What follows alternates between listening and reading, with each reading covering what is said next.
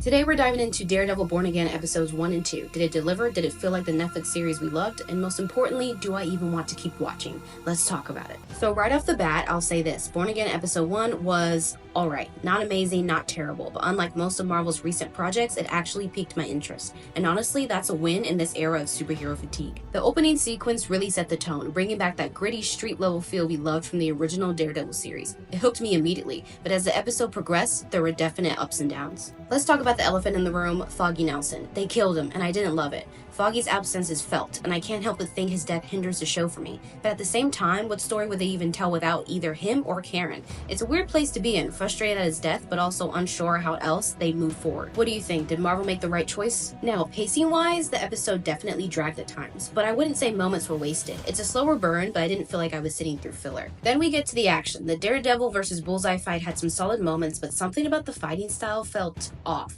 Not quite as fluid or brutal as we're used to. And let's be real, the CGI during Matt's rooftop jumping and certain fight segments, yeah, kinda wonky. For a show with Daredevil in the title, the action needs to be sharp. Hopefully it improves in the next episodes. And speaking of the next episodes, let's talk about episode 2. Episode 2 was an improvement in a lot of ways. The pacing felt better and I liked the small time jump between episodes. The opening fight scene was much stronger than in episode 1. The actors' movements felt smoother and the fight choreography was tighter and it just worked.